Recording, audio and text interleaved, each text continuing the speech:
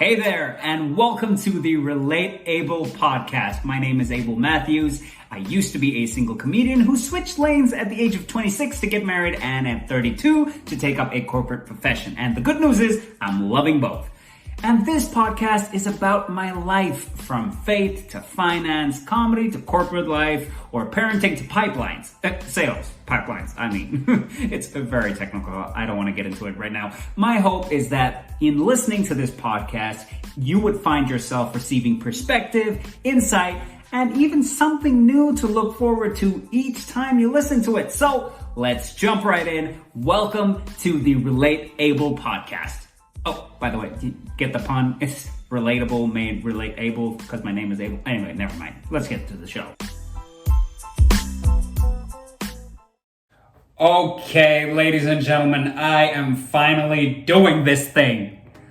Welcome to what is probably me at my most nervous. I have never just spoken to a camera with the intention of not making someone laugh, but trying to connect with them with my stories, with my lessons and life learnings and all that good Buddha stuff. There's a reason I call this podcast Relatable. If you notice my little pun, I hope you appreciate it. You won't believe it. I actually took 2.5 hours cracking my head trying to figure out the perfect name for this podcast because I was like, there's so many different pieces of my life. I want people to kind of listen and hopefully connect with this stuff. And I cracked my head for 2.5 hours. And I go down to my wife and I say, hey, here are the different options. I've got words like reality check in, and I'm Google searching. I see lots of these names are taken. And I'm like, damn, after 2.5 hours, I have nothing. And I tell her, I just wish I found something that was relatable. And then it hit me. I have been made fun of for my damn name since I was like 6. Everybody has said everything from table, cable, fable, label, table, leopard, and I was like, you have the most rhymable name on God's green earth and you couldn't find one stupid podcast name in 2.5 hours. But in a 2-minute conversation with my wife, the name just pops up. And I guess that's how all ideas work, right? I mean, or some ideas appear at least. And that's how I came up with the name, Relatable. And that's my hope from this podcast, because this is meant to be like a straight heart-to-heart type podcast. It's, yes, I'm a comedian, so I do hope you laugh. But I'm not doing this for the laughs. I'm doing this because I recognize there's so much in my short 32 years of life that I've learned because of the way I've lived. I've lived against the grain. That is just me as a person. And going against the grain has both good and bad. Well, repercussions is usually used in a bad context, but it's got the good effects and the bad effects of it. And so I figured this might help somebody, just listening to the perspective of this 32-year-old comedian who had a lot of different plans and did a lot of different things. My hope is that you get something out of this. Really, it is. Don't mind me. I keep looking away. If you're watching this on YouTube, don't mind me. I keep looking away because I've got my notes here so that I'm not scatterbrained and I go all over the place. And you won't believe this is only my 50th time recording this podcast because, there's no such thing as being too prepared. There's also something that's very real, which is called nervousness. So if you've known me long enough, you know that I usually don't have a problem with being nervous. At least I've not had that problem since I hit my 20s. But this is back to a very 6-year-old Abel who's just very, very concerned about what people will think. And so I'm going to try to ignore that. I'm just going to try to focus on you, my friend, right now, the one who's listening. And I just tell you. So where I thought would be a great place to start would be to give you my story. Now, I'm not going to give you the full version because that would probably bore you to death. I lie. It's not that it will bore you to death. It's just that my story has so many nuances to it. Because, I'm a very, very diverse and experienced character. And I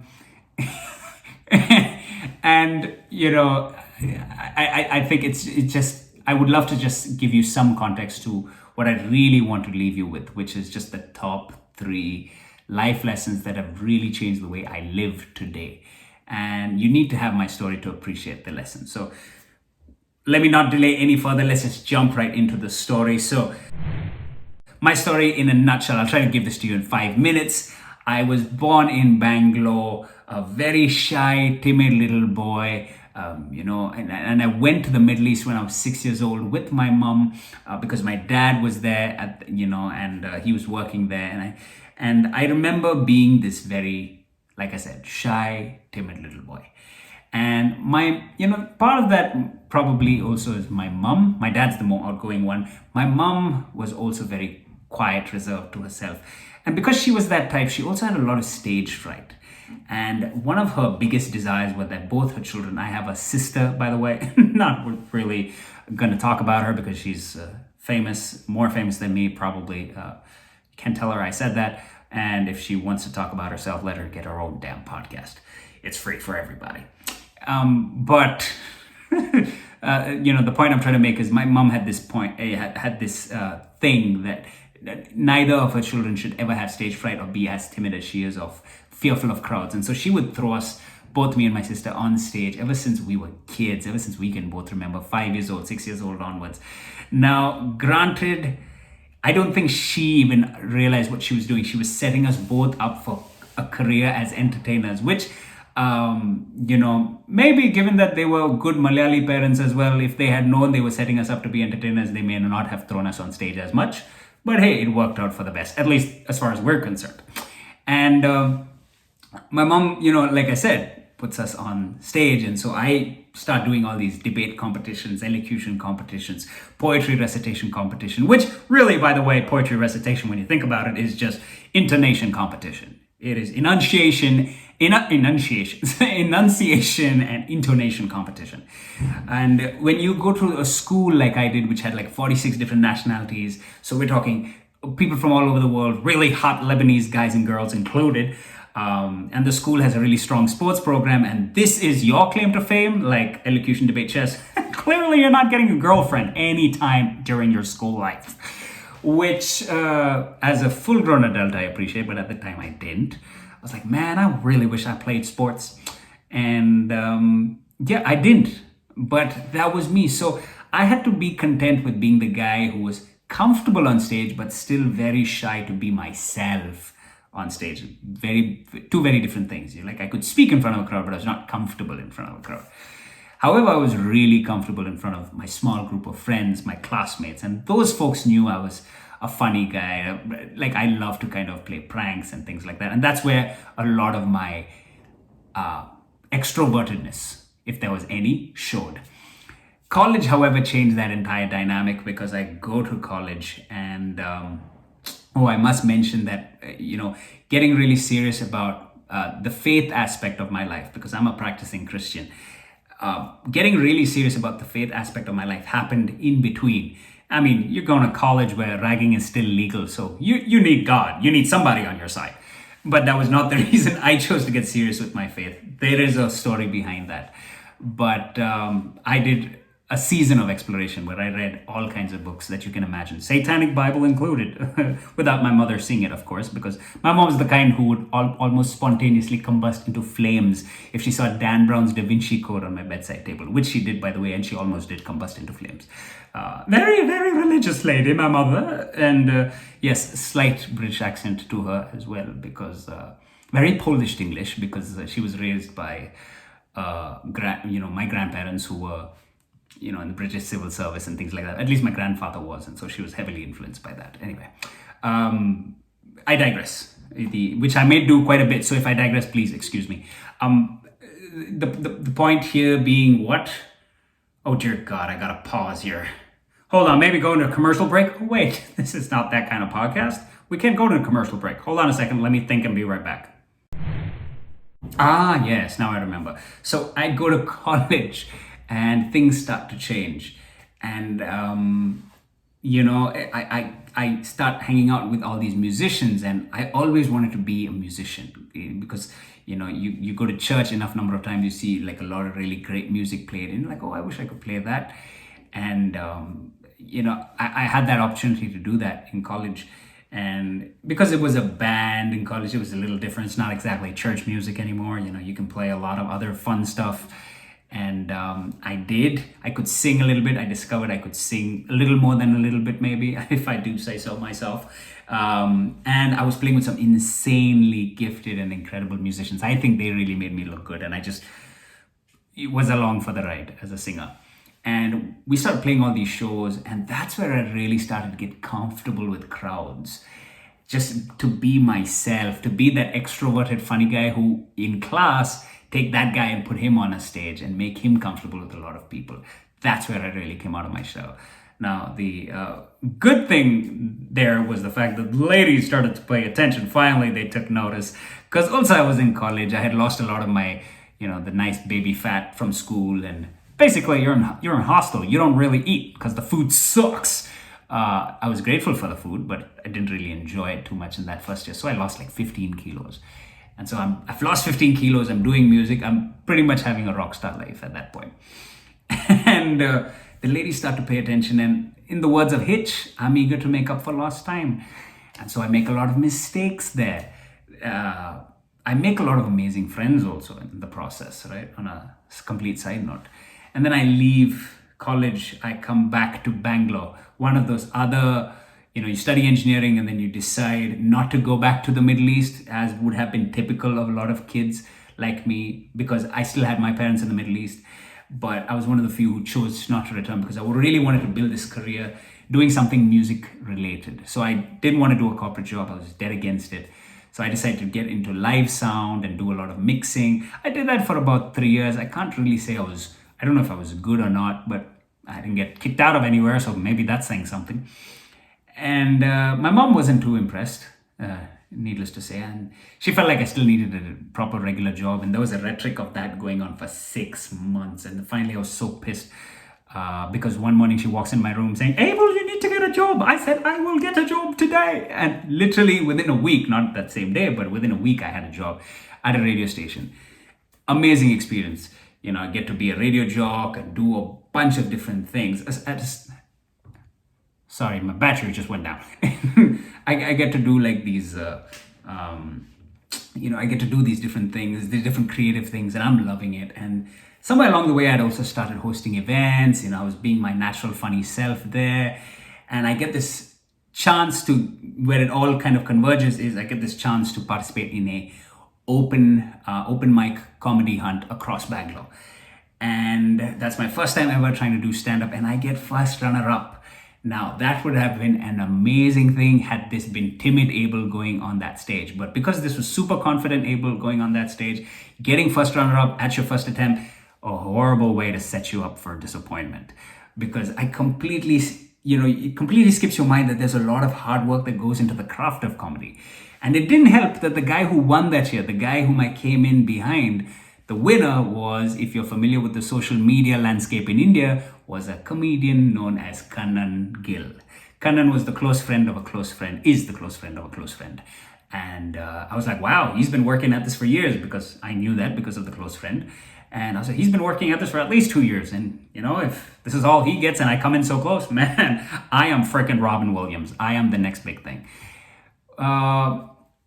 That was a good thing and a bad thing, because I was very confident as a comedian. So literally even stepping into doing horrible shows, it wouldn't affect me because I was still so confident I had that talent, which is, being that a little thick-skinned is good. But it was mostly bad for me because I just completely bypassed the hard work part of it. And, I will come back to this particular story in just a bit, but I'm going to bookmark this. And along the way, I also meet my wife, and I decide to get married. Now, getting married was completely against my parents' wishes because she was not their vision of a girl for me. At least she looked like a girl, and I was like, hey, that's close enough in this day and age, isn't it? But no, they had a lot of other criteria as well. And that really was the start of a lot of change in my life. Again, going against the grain moment. Now here I am. 6 years later, I find myself. I also started a company 2 years ago around my entertainment and around the comedy and everything I was doing.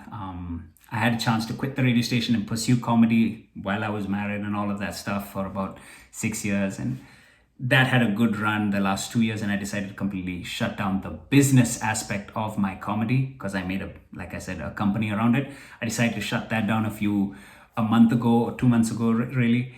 But all this to say that, I've made a lot of decisions over over the many years of my life. But three things stand out to me, and those are the three things I want to share with you today. Three lessons that I really hope give you something to think about. And if there's something I've said which is not really clear, please feel free to just leave me a DM, or just hit me up in the comment section if you're watching this on YouTube, or if you're listening to this on a pure audio podcast, then feel free to just DM me on any one of my social media handles. But I think let me just jump right into the major big life lessons. The first one being that insecurity is the worst place from which to make a decision. Now, it took me about 10 years to realize that all my major life decisions, maybe to some degree even my marriage included, I made all those decisions from a place of insecurity. So let me give you what I mean by that. Let me give you an example for what I mean by that. When it came to comedy, yes, I loved comedy. Yes, I was a funny kid growing up. Yes, I grew up on Fresh Prince of Bel-Air and a lot of really popular comedy shows, and I loved Robin Williams as a stand-up and all of that stuff. But I realized the real decision to just pursue comedy for a career came from a place of all my contemporaries. But now, this is with hindsight. I realized that decision to pursue comedy came from a place of all my contemporaries are doing comedy. Why shouldn't I? Which is probably not for a guy like me, that's the worst reason to do something. I need to be content doing something because I want to do it, because it makes me happy. Unfortunately, that was not why I was doing it. I was doing it for the popularity. I was doing it because my contemporaries were doing it. And again, the popularity, even money, none of this was at a conscious level. I realized somewhere in my subconscious, because I was never motivated by those things. Else I would have taken up like a corporate job or maybe gone back to the Middle East, right? Like I said, a lot of my friends went back. I mean, driving around in a secondhand Mercedes is still not a bad deal. It's still a Mercedes. And that's what a lot of my friends were doing, but it never motivated me. At least that's what I thought. But now with hindsight, I was once journaling and I realized, you know what? This is actually the place from which I really made the decision to do comedy. I really wanted validation. And that's completely bogus. And so this is true of so many other areas of my life. There are very few areas of my life where making a decision out of a place of insecurity has still not backfired. One, of course, being marriage, and that is not a disclaimer. I'm not saying that to kind of save myself. I genuinely mean that. I think this is where my faith comes in. I feel like God sometimes even uses those, your weak moments to really just direct the course of your life still. I don't think anything is wasted when you have God on your side. So, or more specifically for me, when I have Jesus on my side. So, that was one. So to not make a decision, now I try not to make decisions from that place. I try to be confident when I'm making a decision. And an example of a confident decision would be, for example, sometimes I'd look at, where I stay and I say, hey, do you need to downsize the way you live? Do you need to live more simpler? And that's a decision I know I can live with. I'm not trying to impress anybody else, but I'm saying, hey, maybe I just need to live a little simpler. Maybe I don't need some stuff. That for me is an example of just being confident and making decisions from a confident place. That's lesson number one, and I hope you get something out of that. Lesson number two is you need to have faith. I'm not talking in just a general faith sense. I'm also talking in a very theistic sense, right? And in my case, it was really my Christian faith, and that has really taken me through some extremely difficult seasons. If I were to give you another example about that, and faith, by the way, a caveat in here, faith looks different. The trait of faith, it looks different in different seasons. In some seasons, it just means, despite the facts, take that leap. And in some seasons, it may mean, especially for me, because I'm a guy who's used to ignoring the facts and still taking a leap, and I benefited from that kind of a lifestyle at one point in my life. Now for me, faith looks like, hey, here are all the facts. Can you make a decision based on that and trust that things will still turn out okay? Let me give you an example. It might make a lot more sense. When I was getting married, I had only $25,000 in my bank account. Remember, my parents don't support me, so I have no money. And I always thought we were going to sleep on the floor for the first 2 years of our marriage. But when I tell you that God miraculously provided for me, I had 3 lakhs worth of furniture and stuff that I furnished my house with within that 25,000. You might wonder how. That's what I mean when I say just it's a miracle. And that purely comes from just the faith I had in a moment to recognize that I was making a decision from a right place. I really wanted to honor the woman I was getting married to because of all the mistakes I had made. When I finally decided to get married, I said, you know what, God, I really just want to make the one right decision.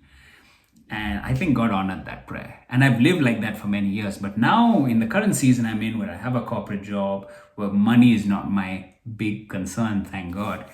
The faith in this season looks like, hey, you know you're getting X amount of money. Can you make decisions to live simpler? Going back to what I said earlier, can you make decisions to live simpler and trust that you still enjoy a comfortable life, right? It's not going to put you or your family under duress.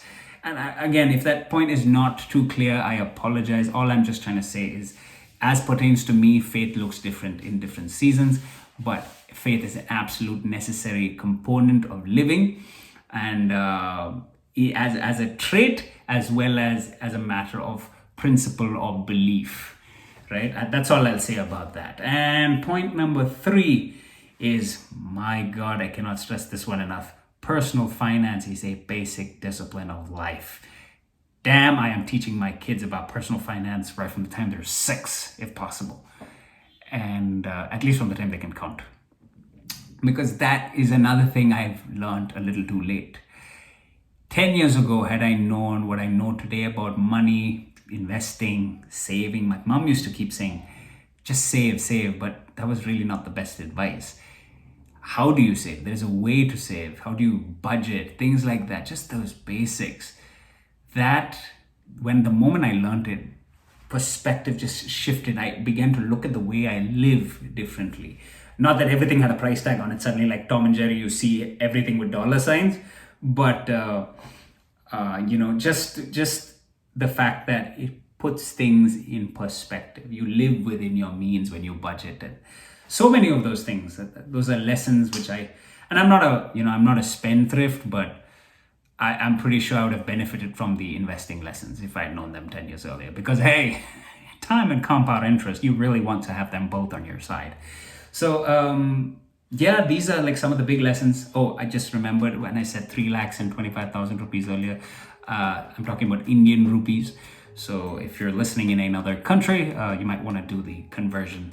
3 lakhs is it 300,000? I always do that. I don't know if you do this. Ones, tens, hundreds, thousands, 10,000, lakhs. And then you think back ones, tens, 100,000, 10,000, 100,000. I don't know if you do that international system comparison with the Indian number system, but I do that all the time. I'm still very confused by it.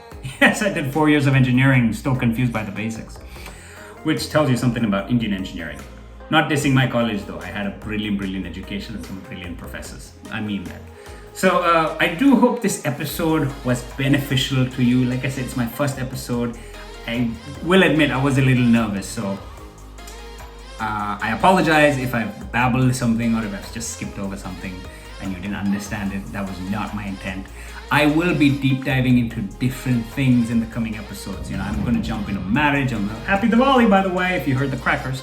There was some firecrackers in the back. It's Diwali here. I'm going to jump into marriage. I'm going to jump into, personal finance, comedy. It's going to be fun to talk about. We're going to chat with some comedian friends, corporate life, parenting. Those are all these topics. I'm going to jump into all these different topics that I'm really passionate about. And I really hope you find this podcast, the accent got confused. You find this podcast relatable in every way. So do share this if it's something that you really enjoyed listening to. I would love to hear your feedback, so do hit me up with comments or DM me. You can find me on social media at Abel Matthews Entertainment. That's ABEL MATHEWS. Facebook, Instagram, Twitter, all of that stuff. So do subscribe, hit me up, and I will see you in the next episode. With that, episode 1 of the Relatabel Podcast is in the books.